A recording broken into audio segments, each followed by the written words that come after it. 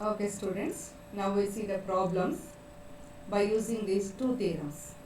First one, find the quadratic residue and non-quadratic residue of 13. 13 తీసుకుంటే దీనికి quadratic residue, non-quadratic residue కనుక్కోండి. So మనం ఎలా చెప్తున్నాము, mod p అని చెప్తున్నాం. A is quadratic residue mod p అంటున్నాం. కాబట్టి ఇప్పుడు quadratic residue of 13 means quadratic residue of p అని అర్థం. mod p ఉంటే ఇక్కడ quadratic residue of 13 కాబట్టి mod 13 తీసుకొని ప్రాబ్లం స్టార్ట్ చేయాలి. Okay, if p is 13 then what is p minus so first we see the theorem apply చేద్దాం. First theorem, Euler's criterion. What is that? If a power p minus 1 by 2 congruent 1 mod p, then a is quadratic residue. Then a is quadratic residue. What is this? If a power p minus 1 by 2 congruent 1 mod p, then a is QR. Okay, mod p here. If a power p minus 1 by 2 congruent 1 mod p, then this a is said to be quadratic residue. Here we have given p is 13. First you find the p minus 2. What is p minus 2? p minus 2 is equal to 6. Now a power 6 congruent 1 mod 13 అయ్యేటట్లుగా ఏ అనే number ఏముందో మనం find out చేయాలి. That is our question. ఓకేమా, first I'm taking a is equal to 2. If 2 power p minus 1 by 2 means 6. If 2 power 6 is congruent 1 mod 13, then 2 is quadratic residue. Okay, start with 2.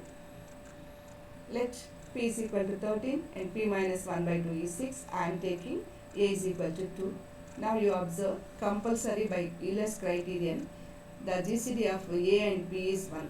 Now I am taking a is equal to 2, p is 13, AP, GCD of AP means GCD of 213 is 1. Okay, first condition satisfied. Then let p is equal to 13, p minus 1 by 2 is 6. Now this is a is equal to 2. I am taking 2 power p minus 1 by 2 means 2 power 6. 2 power 6 means this one is 2 power p minus 1 by 2. That means 2 power 13 minus 1 by 2, 2 power 6. I am taking a power p minus 1 by 2 means 2 power 6. 2 power 6 is 64. mod 13 తీసుకునేటప్పుడు satisfy అయ్యేటట్టు తీసుకోవాలి. So 12 which is less than 13. Is it satisfied ma? Congruence రాసేటప్పుడు correct కాంగ్రెన్స్ రాయాలి. 13 divides 64 minus 12. That means 13 divides 52. Yes, it is right. So 64 congruence mod 13 రాయాలంటే this number must be 12. Now you let 13 to divide చేయండి దీన్ని. You get minus 1 as remainder. Now 64 congruence అంటే plus are minus 1లలో వచ్చినట్టు రాయండి అని చెప్తాను ఇప్పుడు.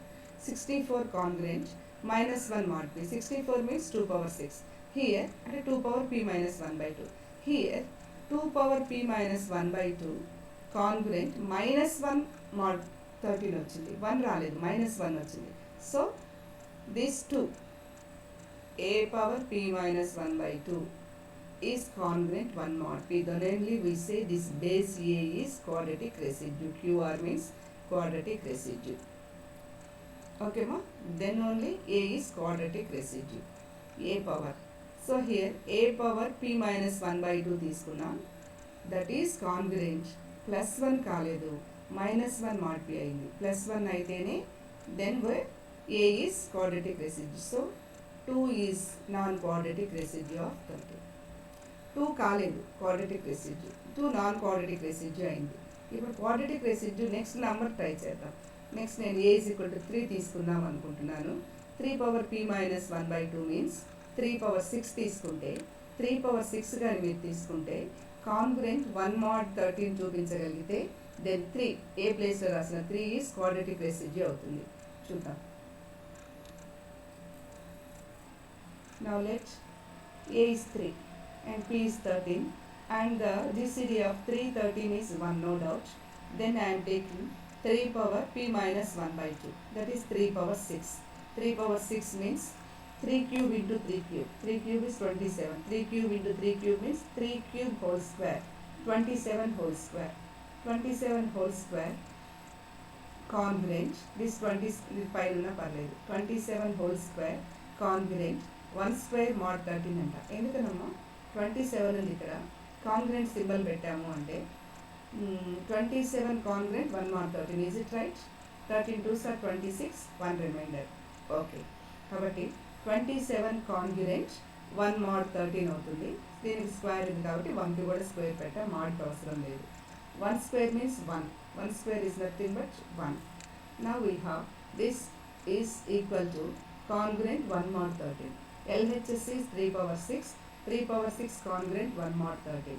3 power 6 means this is P అయితే, P is 13 అయితే, this one is 3 power P minus 1 by 2. So 3 power P minus 1 by 2 congruent 1 mod P అయింది కాబట్టి this 3 is quadratic residue of 13. So here we use the Euler's criterion. What is that? K power P minus 1 congruent 1 mod P. Then we say A is quadratic residue. ఇక్కడ 3 power P minus 1 by 2 is 1 mod 39 కాబట్టి, so this A place లో ఉన్న base place లో ఉన్న 3 is quadratic residue of 13 లేదా of mod 13 అని పెట్టచ్చు. Now you see, what is the definition of quadratic residue? If x square congruent A mod P has solution exists, then we say A is quadratic residue. అది use చేసుకుని కూడా problems చేయొచ్చు. Euler's criterion use చేసినా చేయొచ్చు, లేదా definition use చేసినా చేయొచ్చు. What is the second problem? Show that 3 is a quadratic residue of 23 but a non-residue of 13. But a non-residue of 13. Okay? See here, we are going to show that 3 is quadratic residue of 23. Of means this is P. Mod P ఉండాలి. A ఉండాలి ఇక్కడ. A place లో 3 ఇచ్చారు. We are going to show that A is quadratic residue of 23. We know that A place లో 3, P place లో 23, GCD is 1. Okay, condition satisfied. And 7 square congruent 3 mod 23 అవుతుందట. మీరు Euler's criterion try చేయండి. P is 23 అయితే, what is P minus 1 by 2? 23 minus 1 by 2 is 11. అప్పుడు 3 power 11 congruent 1 mod 23 చూపించగలిగితే, 3 power 11 congruent 1 mod 23 చూపించగలిగితే okay, అలా అయినా చేయండి. పైన మోడల్ అయినా చేయండి. ప్రాక్టీస్ పైన మోడల్ మీరు ట్రై చేయండి. ఆల్రెడీ ఒక ప్రాబ్లం చెప్పాను కాబట్టి ఇది ఇంకో మోడల్లో చెప్తున్నాను, డెఫినేషన్ చెప్తున్నాను. ఇదైతే మీరు 1 స్క్వేర్ చూసుకోవాలి, 3 mod కాంగ్రెన్స్ అవుతుందా లేదా, 2 స్క్వేర్ చూసుకోవాలి, 3 mod congruent, next 3 square, 4 square, ఇలా చూసుకుంటూ వెళ్ళాలమ్మా. So this is in the form of x square congruent a mod p లాగా ఉంది. This is solution. ఎక్స్ ప్లేస్లో 7 ఉంది అనుకోండి. నా 7 స్క్వేర్ ఏంటమ్మా 49. 49 congruents 3 mod 23. అంటే 23 divides 49 minus 3. 49 minus 3 is 46. So 23 divides 46. Yes, 2 times పోతుంది.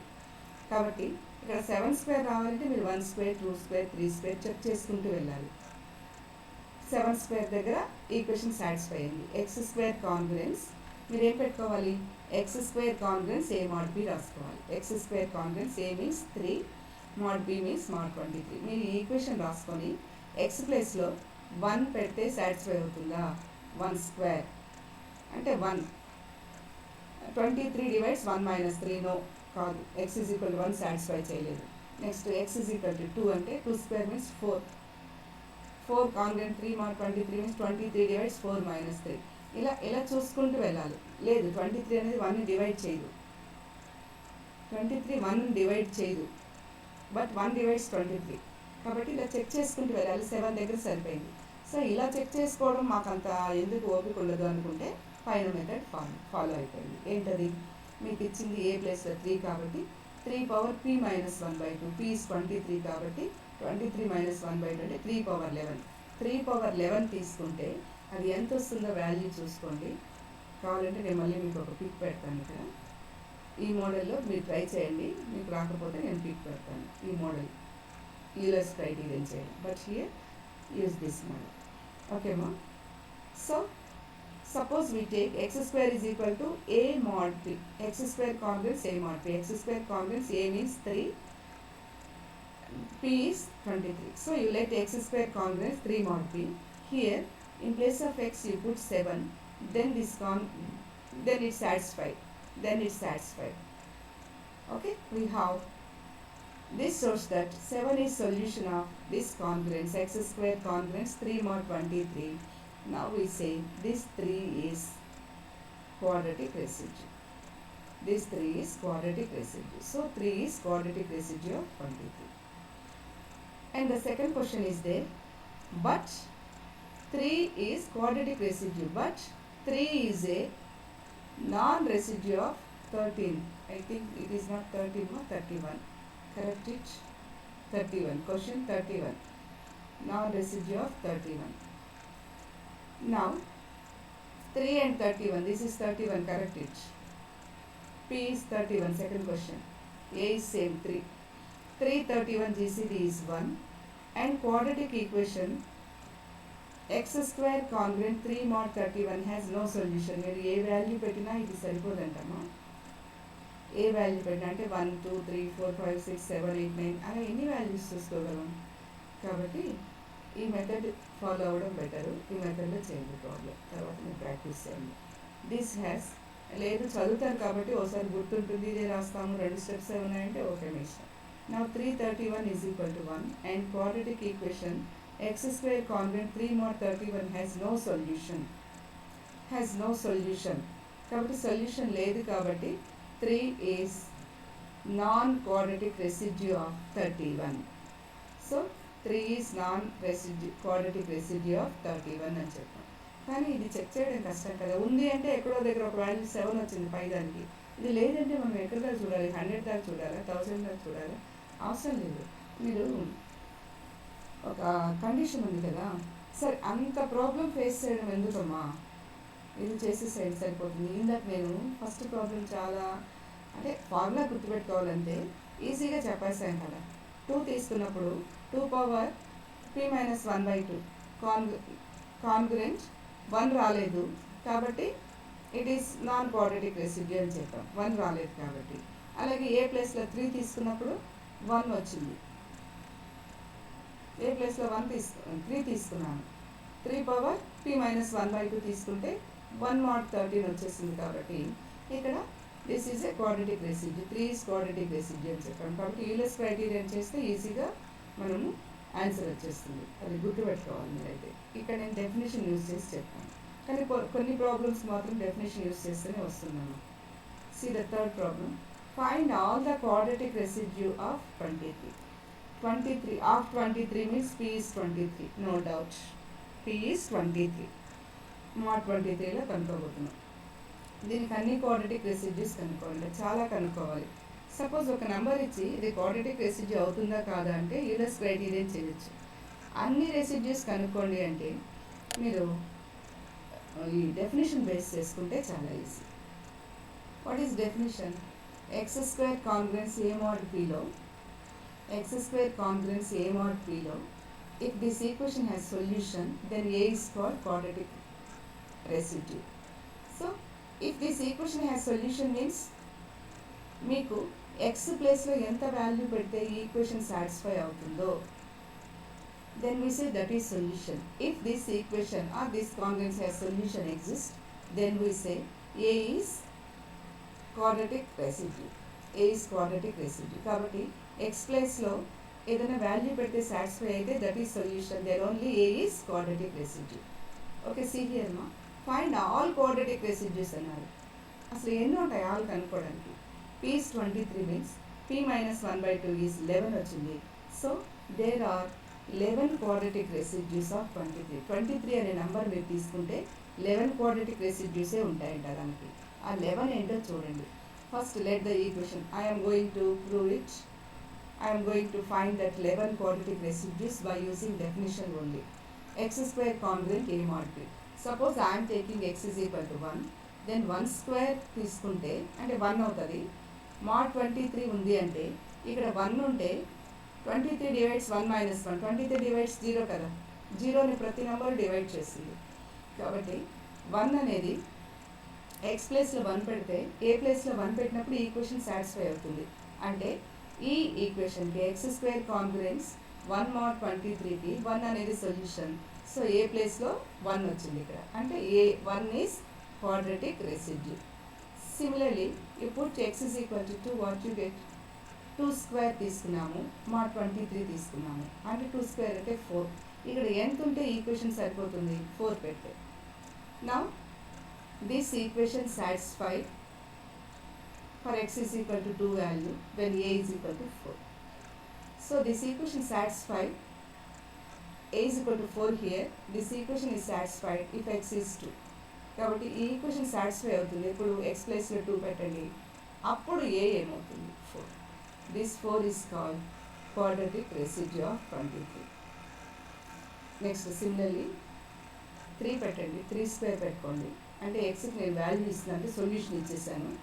ఇది 9 అయింది. mod 23 as it is. ఇక్కడ ఏ ప్లేస్లో ఎంత ఉంటే కాన్ఫిడెన్స్ సాటిస్ఫై అవుతుంది? 9 ఉంటే.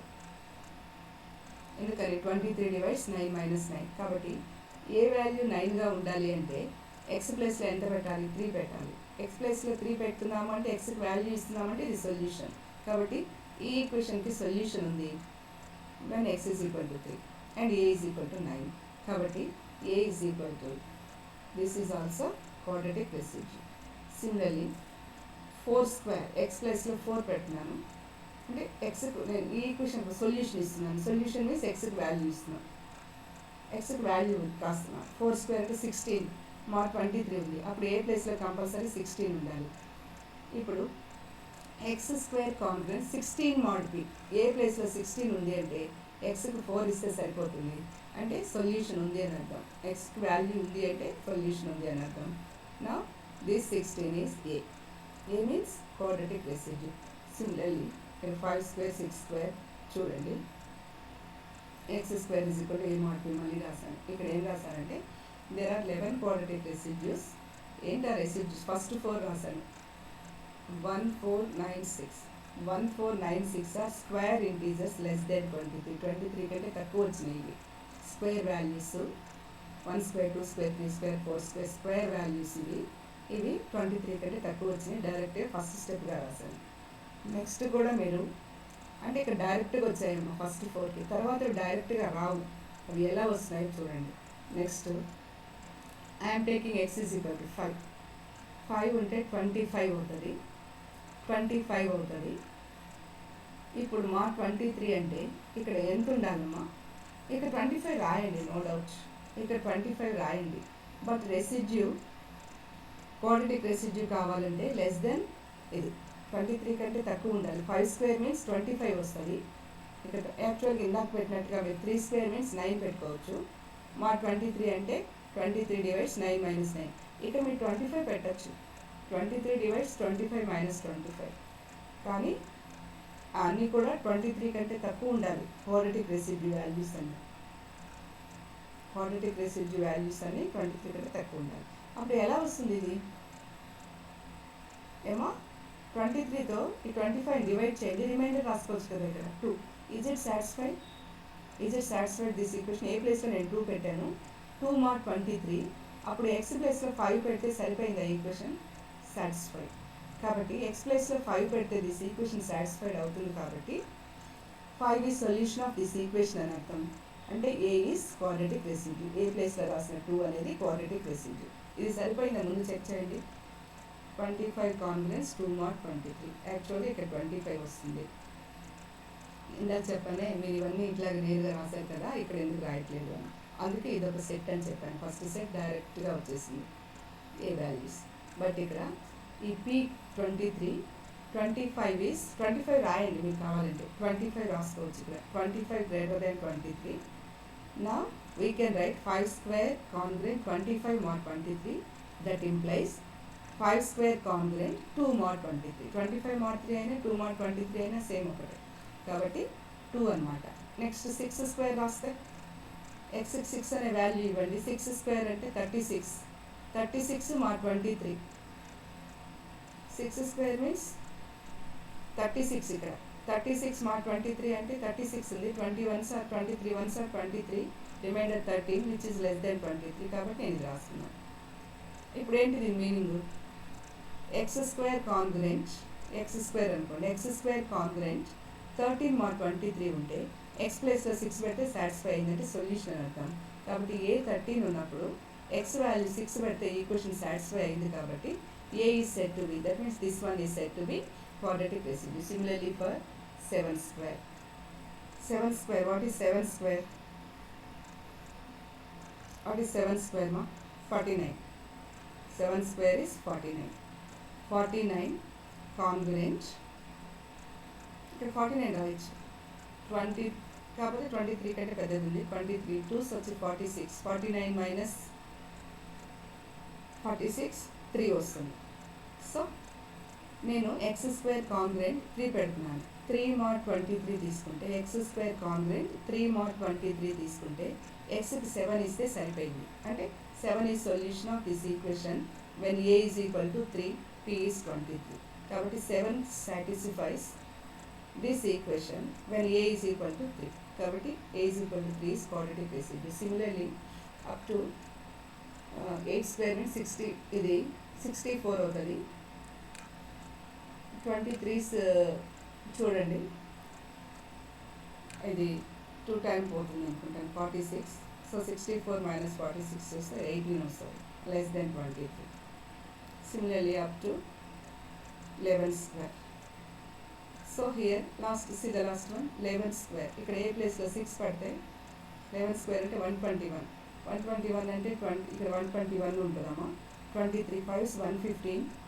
121 మైనస్ 115 6 వచ్చింది ఇక్కడ, which is less than 23. So ఇది ఏ ప్లేస్లో 6 బి ప్లేస్లో 23 ఉందనుకుంటే RHS A mod P, RHS A mod P.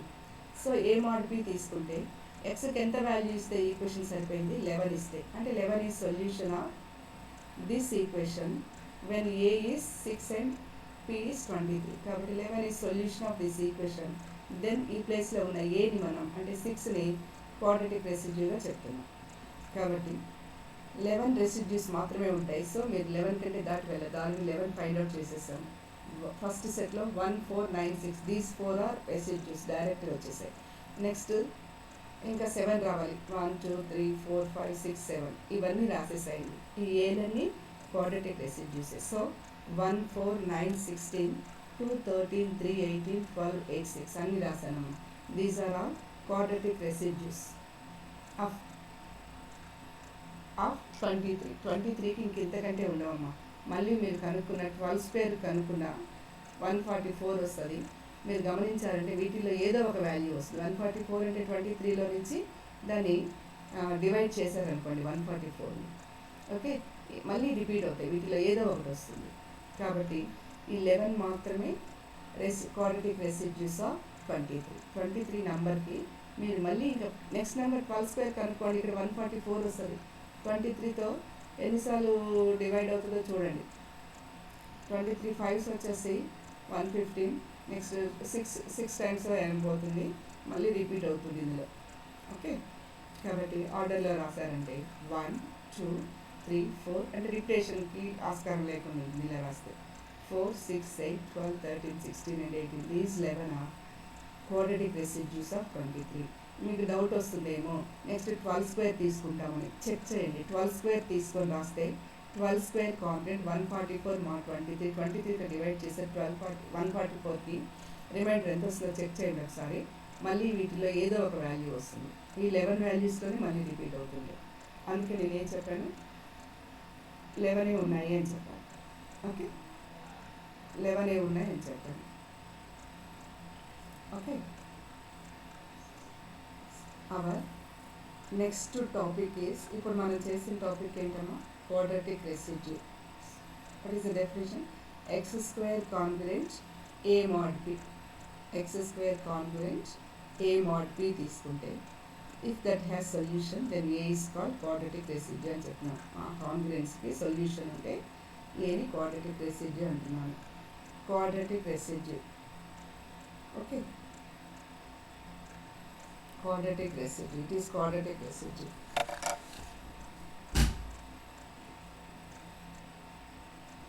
See here, our next topic is quadratic reciprocity law. Quadratic reciprocity law. Okay, ma? Then we continue.